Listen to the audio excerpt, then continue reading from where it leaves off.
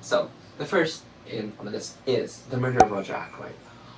Oh my god, this book, because the first detective book I actually ever read was The Murder on the Orient Express. I actually picked that shit up because of the Adventure Time episode. It was like Finn's birthday and he had to solve like a murder mystery. Oh my god, I was like, dude, where is this concept from? Because previously I also watched the Family Guy episode of it where they were in the haunted house and I was like, I love this like genre. I was just like, okay, where's this actually from? And I did some research and I was like, apparently it's inspired by Agatha Christie's Murder on the Orient Express. And that movie, the Family Guy one, was And Then There Were None. So I was like, okay, I'm gonna read these books. That was the start of my whole Agatha Christie obsession. I'm like a third of the way done with her canon. I've read so much. Okay, most of them are like, ooh, it's a nice brain tease. But there are truly some exceptional works by this bitch that deserve a prize. And I honestly don't know how these books haven't won something. Or maybe they have, but I just don't know. Or the awards aren't that popular. So anyways, The Murder of Roger Ackroyd is one of those books. I genuinely recommend that you read something else. Not The Orient Express, not And Then There Were None, and not The Murder of Roger Ackroyd. Like, I would suggest that you read like Death on the Nile or Murdered Mesopotamia. Yeah, okay. Death on the Nile is actually almost up there, but it's not quite. If this is the grades, this is the above average, and this is the average. It's an above average. Death on the Nile is on the above average. Okay, we're not getting into Agatha Christie. This video is so messy. Anyways, okay, so you should read The Mysterious Affair of Styles or The Murdered Mesopotamia or the ABC Murders. Okay, the ABC Murders is pretty good actually. It's pretty sensationalist and I actually loved it. And it's like, okay, you can actually probably solve it on your own. Yeah, I didn't. I've never been able to solve any of these novels on my own. So yeah, anyways, okay, read the ABC Murders. There, that's your homework. And then once you read the ABC Murders or Murdered Mesopotamia, then you can either read The Murder of Roger Ackroyd or Death on the Nile. I suggest Death on the Nile so that when you get to the Murder of Roger Ackroyd, you're gonna be shook. So yeah, there we go. Oh my god, next one is, oh, okay. I literally forgot this was here. So this girl is, actually, her name is Ven, and thank you. She's from the Mistborn series by Brandon Sanderson. And this is also my first Brandon Sanderson book. And it's the book series that got me into high fantasy. And yeah, I genuinely thought I could not handle reading books that were above 100,000 pages in word count. But lo and behold, after the Mistborn series, I dove straight into the Wheel of Time. I read those 4 million words in 6 months, bitch. Like, so there we go. I genuinely love the series because it just, if you have never read high fantasy before, you should read this. It is a good post-high fantasy kind of vibe. Because I genuinely believe if you think high fantasy, like whatever comes in your mind, if it's Lord of the Rings, if it's like medieval settings, old man wizard, young boy knight with like a sword, and like some big-breasted girl who next to him who may or may not be a mage. I consider that like traditional classic high fantasy because that's what we all expect. Post high fantasy is stuff that I consider like this is not your regular kind of fantasy. Like it's in a completely different world. High fantasy is always defined as it's a completely different world, it's not Earth. But what the world entails is different. Because if it's anything other than a medieval setting with those same caricatures of characters, then I consider it post high fantasy.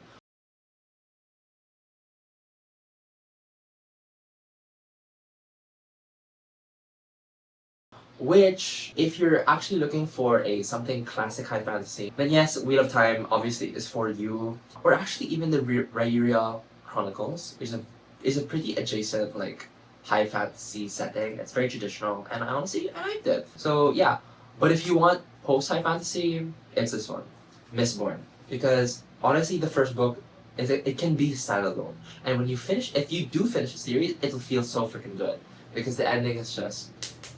Oh, okay, what am I doing? Oh, okay. So the next one is, by the way, I don't have any script. I'm literally just ranting at this point. Okay, the next one is Agatha Christie's And Then There Were None. So,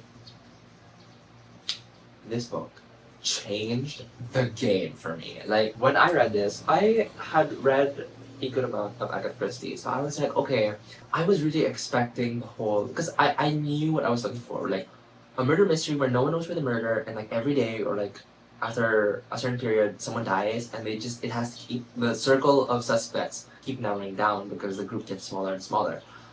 That's what I was looking for. And this is that. Like, that, this was the blueprint. I think, honestly, the first of it, I don't know the first of its kind, but like the best of its kind. It's so, oh my god. Like, I remember I read this with someone special. I was trying to figure it out. Like, okay, who's the killer? There's only 10 people. One of these bitches is it. And of course, by the end of the book, I was not able to solve it. And lo and behold, like, even Agatha Christie knew these bitches were going to try and solve it. So that's what she tried to do. Like, she actually put in like 2 or 3 solutions at the end of the book saying how you could have solved it. 2 of those solutions I found complete bullshit. But one of them, which was the logic one, it made sense, but it was still kind of a reach. One of her solutions was just completely based on logical deduction. It didn't take into account the facts. It just... Okay, editing version here. I just want to clarify that upon reading the clues again, I realized that actually all of them are like complete bullshit.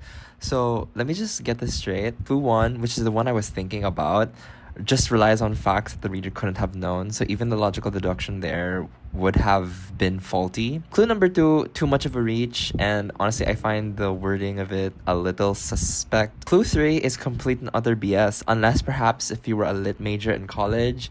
That is a hint, but even then it is still so much of a reach. But yeah, anyways, my point is, just enjoy this book for what it is. Don't try to solve it, because I'm pretty sure it's impossible, but if you do, wow, you're so smart. But yes, just enjoy this book because it is amazing. And yeah, a lot of people will think, I myself included, that they go into these kinds of books like seeing if they can solve it, and like, yes, that's true, but just don't be consumed by that, because I came into this book like that, but then I realized throughout I was just floored and amazed by the mystery, and I just ate that shit up. So yeah, that's kind of all I want to say about this book. Okay, bye. Yeah, okay. Anyways, that was Hidden Number 9, one of the best books I've ever read in my fucking life. I will die on that hill. Oh my god, next one. Okay, so the next one is, yes, this game, Star Ocean, the Second Evolution. Or the second story, if you're a 90s kid. This is what I mean by space operas. Like, I eat this shit up. This was the game that changed for me. I was 7 years old when I played The First Departure and The Second Evolution. These games taught me that fantasy and science fiction could meld into one. Like, oh my god, my brain exploded, because I always thought, you know, mage, warrior, ranger, they had to say on Earth. And then science fiction is like space, always space, different planets. But this series taught me that you can combine both, and I will forever be indebted to this series. Honestly, I love these games to death. I replay them constantly throughout my life. Like, at some, like, maybe every 2 to 3 years, I will pick up the game again. I still have my old fucking PSP just there, ready to be played again. That PSP is so old, by the way. It's lit. It has been with me through everything. So yeah, and it's still functional, which is honestly a godsend. Like, oh, I miss the PSP so much. Of course, now I have a Switch, but like, yeah, but still, oh my god, I'm just, oh god, I'm. Why can't they make them like they used to? Because that the whole handhold console thing was, oh god. And honestly, like, the Switch does it, but man, PlayStation is just, yeah, I'm a PlayStation boy. Fuck Xbox. That's all I'm gonna say. Wow, I really killed myself for this, don't I? I'm not sure if I'm gonna make it into part 2, but whatever. Okay. Yes. Honestly, I don't remember. Like, I don't remember. It's just a vibe. I'm not sure who this is supposed to be. Oh! Oh yes, I remember now. I think this is supposed to be the death of Patroclus, Song of Achilles. Yeah, okay, the death of Patroclus. Yeah, oh my god, you couldn't even tell this was Achilles. But yeah, anyways, just a vibe. Again, the Song of Achilles, I loved it. But honestly, upon thinking about it now, just reflecting on it, it's like I don't know. It's just. I feel like they could have also been just best friends. Like I know I am really such a sucker. Like I will ship two guys together because wish fulfillment. But in this case, like I genuinely felt like they could have been best friends as well.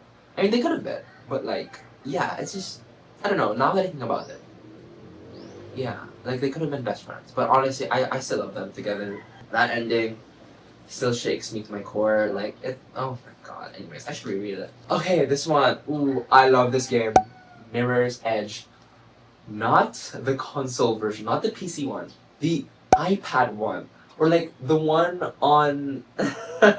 Yeah, no, the iPad one because it was the one where you just like swipe up and it was 2D where it was just go up and down. I don't care. Like, I did not know how to use a computer back when this game came out, but it was on the iPad. And let me tell you something.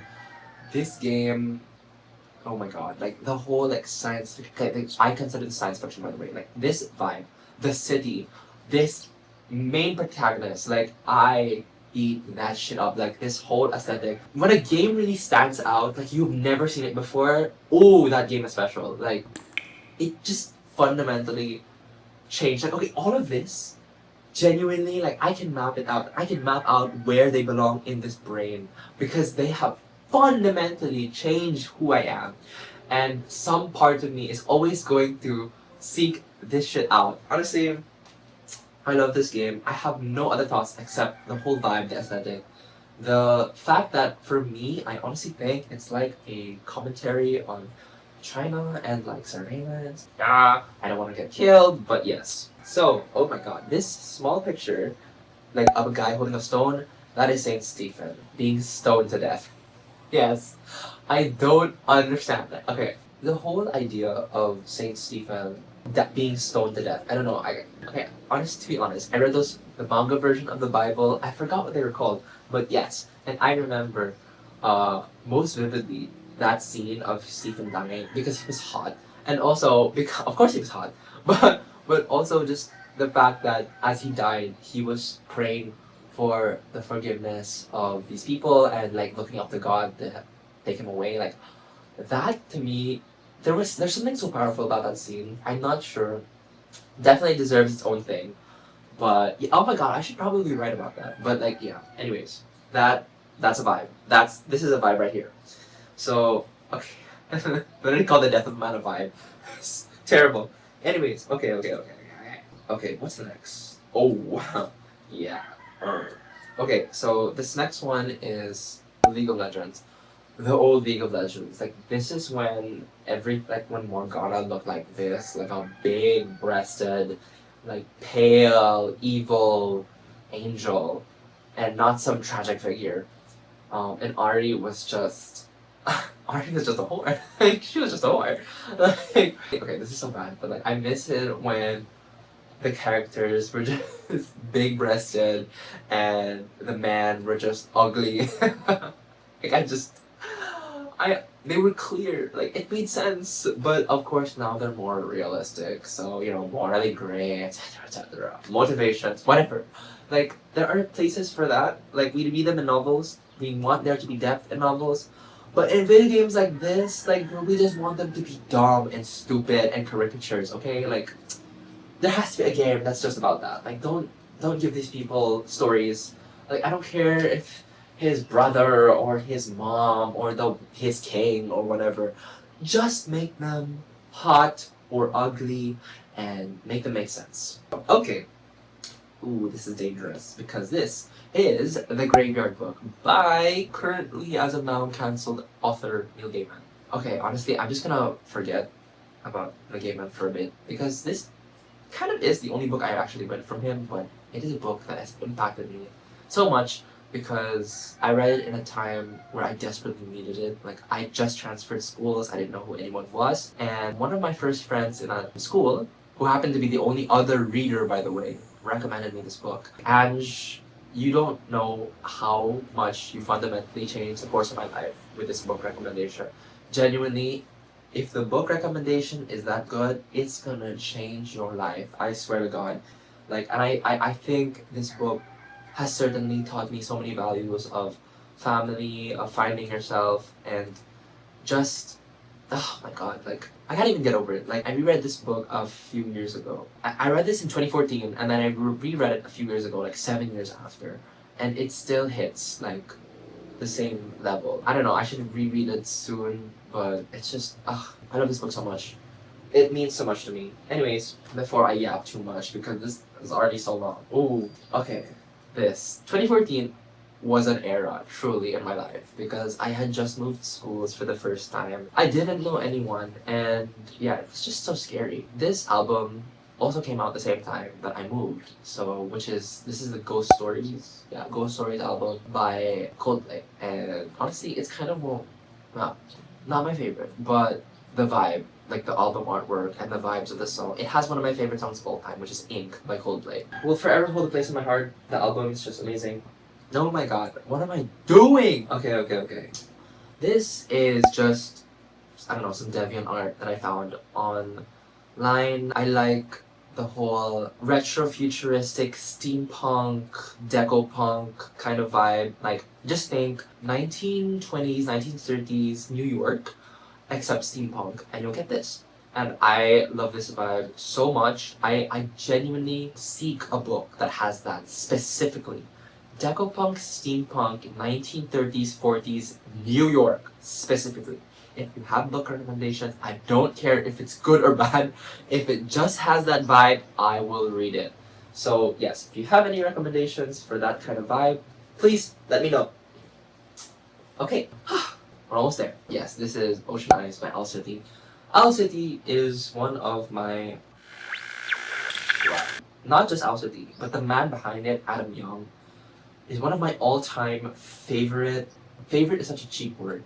He is the artist that embodies who I am in essence, body and soul. There's just something about his discography and his whole body of work, not just Owl City, but his Adam Young, his Insect Airport, Port Blue, Sky Sailing, all of his other mini side projects. And the fact that he has so many mini side projects just speaks to who I am as a person. Like, genuinely, if you understand how aligned I am with this person, it's crazy. Like, honestly,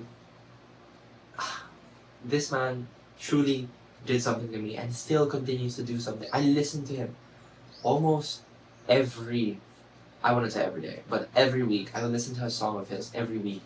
And that's just level of commitment that I have not shown anything else. Well, except other things, but if you know, okay, I'm just gonna show the next two. If you know what these games are, Zenonia 2, Zenonia 1, you're a real one. Like, this is what I mean by like fantasy. Like, I eat this shit up. Like, mobile games on the iPad, like the App Store, they did something to my brain chemistry. Like, I'm not joking. Like, it's just, I feel like I need to talk more about this, because it genuinely just, like, the people who made this were dealing with a new medium that nobody, like, even had a foundation for. Because obviously the App Store was only a thing after 2000, honestly 2009 or something. And yeah, so everything, all the apps that came out in that period, 2009, 2010, 2011, were completely revolutionary. Like nobody thought of a touchscreen tablet for a medium for a game. And it just, like, the whole architecture, of course, like the software code, like the engineering was different. So the medium also had to be, like, figured out by those people. And I think those periods of time when a technology is so new and, like, the products are still clunky are absolutely beautiful times of innovation. And yes, many of them will be ass, I'm not joking. But the few good that happen to stick are so special because they were kind of accidents. Like, they were literally just throwing whatever works and seeing what sticks. And what sticks was just a beautiful, harmonious accident.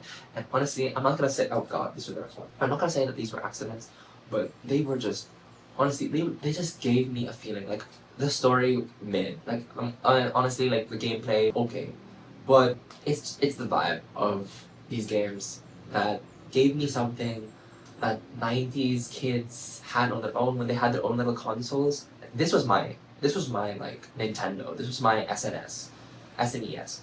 So yeah, they can never take this away from us 2000 kids. So there we go. That's just my 2 cents. So the last two. Yes, this one. I watched this show on Netflix. It was so random how I found the show because I was like, oh yeah, like I'm looking for like a fantasy show. So I literally just searched fantasy on Netflix, and obviously when I search fantasy, I search for things like Gawain. I'm not sure if you know that, but if you do know that, it was a show on Nickelodeon. I ate that shit up. Like I ate that shit up. Like medieval settings. Oh my god, and humor. Oh, like, I just like stories with humor. Okay, like that's me. So yes, this show. These guys should have been gay. I'm not even joking. Like these guys, no, like absolutely. Guinevere here was a bestie. She should have been best friend material only. These two should have been together. I don't care what anyone else says. They're together. Honestly, I'm very sad because apparently there was supposed to be like a sixth and final season, and there was actually a script that was floating around. That's actually the official script. But I actually never read the script because I was too heartbroken. Like I literally was like, oh my god, I can't read it because I need to watch it. I shouldn't read it. Anyways, if you find the link to that script, please send it to me because I regret it now and I really want to read the ending. It's been a while since I've watched the show, but I still remember vividly what happened. Oh my god, these two, oh, amazing. So yeah, there we go. Okay. And it's not over. And the last, Adventure Time. This show, I watched everything, by the way. Like, I was watching it when it came out. I got disconnected from it because, I fucking grew up. But then, in like the latter part of junior high school, I finished the whole series. I think the show ended like 2018 or something, or 2019. When that finished, I watched everything. Like, I cannot put into words exactly what Adventure Time represents, especially to a boy who literally grew up with the main character. Like, we were the same age. I'm not even joking. Like, basically just seeing his journey and like the land of Ooh, because sometimes oh my god, I can talk about the show forever and how it's impacted my life. But yeah, everything here has somehow impacted my life. There's a theme to all of this here. But yeah, anyways, I am gonna make my children watch this damn show when I have them because this truly fundamentally did something to me. It gave me the capacity to dream, to empathize, to think and explore, to be adventurous, to be open to new things and experiences and not be afraid of them. And yeah, there were so many wacky scenarios and like moments that didn't make sense at all. But that's the beauty of life. Like there are so many good life lessons just inserted randomly throughout their adventure, and it honestly has a sense of randomness to it. Like I wouldn't be able to tell you like, oh, you need to skip this episode, skip that episode, because in each episode there's always gonna be like something that you can take away from it, even if the entire episode is like completely useless. I don't know. And this whole like vibe, it feels so original, and just the art and the people behind this, I'm sure they put in so much work. And I'm so happy to have grown up with this. Honestly, like I credit it as one of the cartoons that has shaped my life. And yeah. Okay. Okay. So that is all. I don't know what the hell this was. This was a manic episode. I've been filming for over an hour. I'm not sure how long this will actually be, and I'm not even sure if I'll post this, but like, I don't know, I just feel so manic. Like, I wanted to talk about my wall, and I fucking did it. So, yeah, there we go. This beautiful wall. I'm not sure if I should talk about all of my books, or like my thoughts on books, but yeah. Anyways, I think I should be sharing this because there's like two things that could happen. The first is, oh my god, I go viral and like blah blah blah and like everything. But even then, like what? I'll be viral for a moment and then forgotten the next because that's how it works. Or this actually reaches no one, in which case it doesn't really do anything. So yeah. Anyways, I just wanna prove to Earth that I exist, I existed, and I continue to exist. long after this video. So there we are. Yeah, that's pretty much it. I don't have any plans. I don't know what I'm gonna do. But okay, there we go. There we go. There we go. Bye.